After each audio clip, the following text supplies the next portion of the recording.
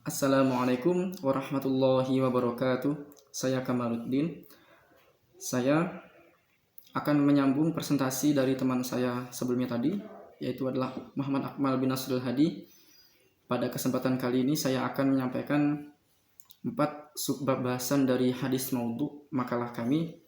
Yang pertama saya akan menjelaskan tentang ciri-ciri tokoh hadis maudhu atau periwayat hadis maudhu itu apa saja ciri-cirinya. Ya, alamu syahadah an-nas anifah dari penjelasan sebelumnya. Yastati'u ay yuqassima ashabal kadhib al-hadithiyah bitis'ati tasnifat. Kita bisa membagi orang-orang yang pembohong dalam hadis itu dalam 9, mohon maaf, dari slide kami ini ada tipe ya, sebenarnya ada 8 pembagian. Jadi 8. Yang pertama, az-zanadiq, yaitu adalah orang-orang zindik. Ini adalah jamak taksir dari zindik dalam istilah bahasa itu, atau secara bahasa itu artinya adalah kotoran yang mengganggu. Adapun kalau dalam istilah fikih itu adalah orang membahayakan sunnah atau membahayakan agama. Jadi orang ini tidak menjadikan agama sebagai asas dalam kehidupannya, ataupun mengambil sebagian kemudian meninggalkan sebagian, seperti itu. Itu tidak bisa dijadikan sebagai orang yang meriwayatkan hadis. Jadi kalau seandainya ada orang seperti ini meriwayatkan hadis, maka hadisnya adalah hadis maudhu. Terus kemudian tabi'ul bid'ah, orang yang mengikuti bid'ah atau orang ahli bid'ah, itu tidak boleh. Orang yang suka mengadakan amalan-amalan baru itu tidak boleh jadikan sebagai orang yang meriwayatkan hadis. Terus kemudian yang ketiga, asyakhsu alladzi nafsu bimtilai asabiyah al-hisbiyah, orang yang memiliki jiwa yang fanatik tentang kepartaian, itu tidak boleh, juga tidak boleh. Terus kemudian yang keempat, asyakhsu yu'assiru at-ta'assub al-madhhabiyah, orang yang juga memiliki fanatik kemadhaban, itu tidak boleh dijadikan sebagai orang yang meriwayatkan hadis. Jika ada, maka hadisnya hadis maudhu. Terus kemudian al-qasas, yang kelima ya, adalah orang-orang yang menjadikan hadis itu sebagai cerita dongengan terdahulu. Jadi ini sangat mengada-ngada sekali ya, itu tidak boleh. Terus kemudian yang keenam, al-ulaimunat tasawuf, al-ulaimunat tasawufi. Saya di sini menggunakan tasghir.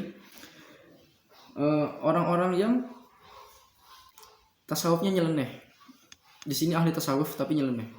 Terus kemudian tulaibuna hubbul quwah, orang yang berpura-pura memiliki niatan untuk mencari mengumpulkan hadis, tetapi dia itu ingin mencari simpati di hadapan pemerintah, itu tidak boleh. Terus kemudian al-mutakasir kayyakunul al-masyhur 'indal muslimin, yaitu orang yang berusaha mengumpulkan hadis atau meriwayatkan hadis, banyak-banyak meriwayatkan hadis, tetapi dia itu memiliki niatan di dalam hatinya itu adalah supaya dia ini memiliki kemasyhuran di antara kaum muslimin pada zaman itu. Itu juga tidak boleh dijadikan sebagai orang meriwayatkan hadis. Dari ke-8 ciri-ciri ini, jika ada yang salah satunya dia itu terkategori orang seperti ini, maka hadisnya itu adalah hadis maudhu. Selanjutnya kita beralih kepada slide yang kedua, maksudnya dari segmen saya ya, yaitu lima'rifati maraqmu al-haditsah al-maudhu, untuk mengetahui siapa tokoh orang yang meriwayatkan hadis maudhu. Nah, al-kadzibina 'inda ahadits an-nabi sallallahu alaihi wasallam naktabisu al-asma' min al-kadzibin 'inda al-ahadits wa hum muhibbun 'indaha kai al-qari yaisiru ayyuhakimuha. Nah, berikut ini kami akan sampaikan orang-orang yang suka memasukkan hadis, dan mereka itu juga dihukumi sebagai orang yang maudhu dalam meriwayatkan hadis? Sebenarnya banyak. Di sini kami cantumkan ada 24 tokoh. Tapi karena slide-nya di sini kan terbatas, jadi mungkin bisa dilihat di makalah.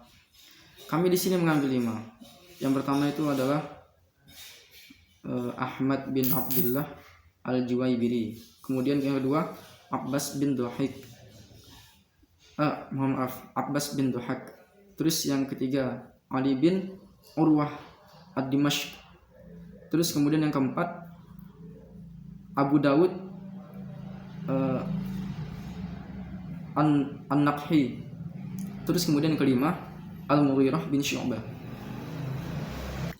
Kemudian di slide yang selanjutnya bisa lihat, insyaallah saya akan menyampaikan al-amsilah minal hadis al-maudhu, yaitu contoh-contoh dari hadis maudhu. Tapi sebelum itu saya akan menyampaikan bahwasanya untuk mengetahui tokoh-tokoh hadis maudhu, kita bisa melihat karangan dari kitab ulama-ulama hadis juga, yaitu beliau yang mengarang kitab Al-Mawdu'at, Ibnu Jauzi. Dalam kitab Al-Mawdu'at, beliau paling awal menulis dalam pengklasifikasian atau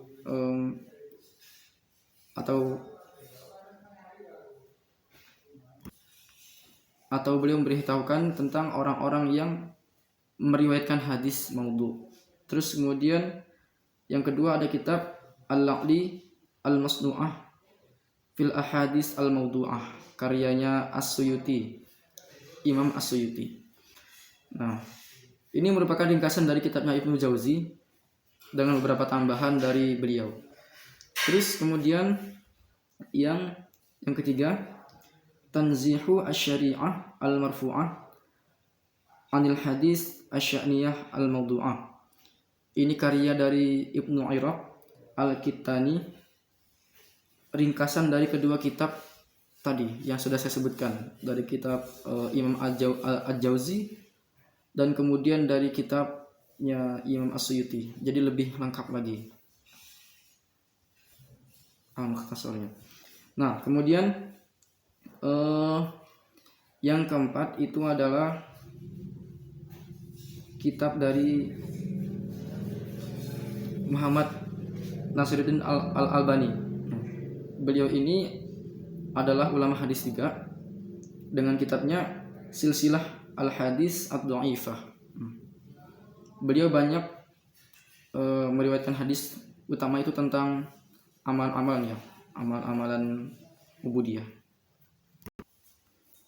Nah, adapun di slide ini saya akan lanjutkan. Saya akan sampaikan contoh-contoh dari hadis-hadis yang maudhu. Yaitu yang pertama adalah al-hadis yad'un nas ila sholati fil lail jum'ah bi qiraati suratil ikhlas asyra qiraat. Nah, di sini adalah contoh dari hadis yang menyuruh kepada umat Islam untuk sholat di malam Jumat. Nah, dengan membaca surah Al-Ikhlas 10 kali. Nah, alasan-alasannya kenapa dia itu jadikan sebagai hadis yang maudhu bisa dilihat dari makalah kami. Nah, kemudian yang kedua adalah al-hadis yadullu ala sholati fil lail jum'ah rak'atain bi qiraati zilzal 15 qiraah. Ini adalah hadis sama juga salat di malam Jumat namun 2 rakaat, tetapi di sini membaca surah Az-Zilzal, idza zulzilatil ardu zilzalaha, itu 15 kali. Nah, alasan juga bisa dilihat di makalah kami. Kemudian yang ketiga adalah al-hadis yadullu ala sholati inda yaumil jum'ah rak'atain au rabi' au arba' rakaat au 12 rakaat. Nah, di sini adalah hadis yang memerintahkan kepada sholat di hari Jumat, sholat sunnah maksudnya, itu 2 rakaat, kemudian 4 rakaat dan juga 12 rakaat. Nah, kemudian yang keempat al-hadis yadullu ala sholati qabla sholatil jum'ah. Nah, di sini adalah hadis yang menerangkan tentang qobliyah Jum'ah. Nah, itu juga wa minha 4 rakaat. Nah, di sini adalah dia 4 rakaat, dan juga di masing-masing rakaat itu membaca surah Al-Ikhlas sebanyak 50 kali. Qobliyah Jumat ya. Kalau di sini kan kalau dilihat dari redaksi hadis ini, itu kan baca surah Al-Ikhlas 50 rakaat, 50 kali. Nah, sedangkan qobliyah Jumat itu kan biasanya orang melakukan qobliyah Jumat itu kan sebelum khatib itu naik mimbar gitu kan, atau setelah dari azan yang pertama. Nah, kalau seandainya sholat ikhlasnya itu sampai 50 kali dibaca, kemudian 4 rakaat, itu kan nanti akan mengganggu prosesi Jumatan. Jadi dia tidak sibuk untuk mendengarkan khatib dalam berkhutbah, tetapi dia sibuk untuk sholat sunnah. Bayangkan kalau seandainya hadis ini dijadikan sebagai hadis sahih, siapa yang akan mendengarkan khutbah pada saat itu? Tentu akan tidak ada mungkin ya. Mungkin akan sibuk semuanya sholat sunnah. Jadi pesan khatib itu tidak tersampaikan kepada para jamaah. Sedangkan jangankan pada saat kita sebagai laki-laki ya, itu untuk sholat Jumat itu kan wajib. Nah, tentu juga pada saat sholat Idul Fitri, kalau kita ingin sholat Idul Fitri maka rukun dari sholat Idul Fitri itu kan harus mendengarkan khutbah. Jangankan kita yang laki-laki, orang haid pun sekalipun dia juga diminta untuk ke masjid untuk mendengarkan khutbah. Jadi bisa dilihat dari segi itu ya, kalau dipikir secara akal. Nah, adapun penjelasan yang selanjutnya bisa dilihat di makalah kami. Kemudian al-ahadits tadullu ala sholatil Asyura. Nah, kemudian sholat khusus pada hari Asyura itu juga tidak ada. Terus kemudian al-hadis tadullu ala sholatir raghaib. Nah, adapun sholat raghaib ini adalah sholat di bulan Rajab, khusus di bulan Rajab. Nah, itu juga tidak ada dalam redaksi yang kami dapatkan. Terus kemudian al-ahadis tadullu ala sholati min syahri Rajab. Juga sama. Oh, mohon maaf, yang raghaib tadi itu kebanyakan dilaksanakan di bulan Rajab. Namun tetap saja raghaib itu adalah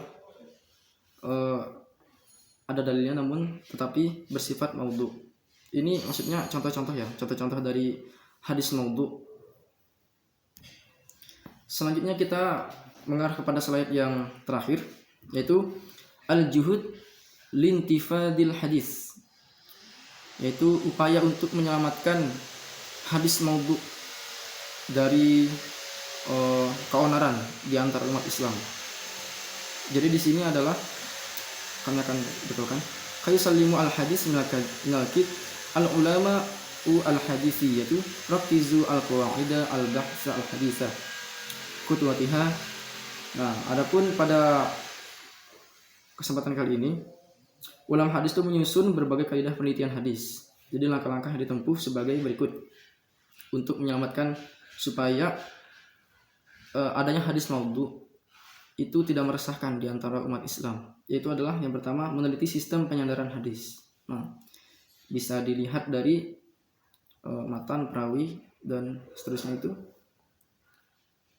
Kemudian adalah yang kedua, memilih perawi-perawi hadis yang terpercaya. Di sini adalah dalam meriwayatkan hadis itu kan tidak sembarangan. Contoh seperti Imam Bukhari, beliau yang paling ketat dalam mencari perawi. Karena beliau itu ketika mencari perawi, itu yang saya baca dalam kisah buku yang mengisahkan tentang beliau selama meriwayatkan hadis, beliau itu tidak akan menerima hadis dari orang yang berbohong. Terus kemudian yang ketiga, dirasatul iftirahah ar-rawiyah al-harufi sadiqiyah awil kadibiyah. Studi kritik rawi yang tampaknya lebih dikonsentrasikan pada sifat kejujuran atau kebohongannya. Nah, seperti tadi yang saya mohon maaf, saya tadi bersih. Kemudian yang keempat, rakizu al-qawaida al-amiyah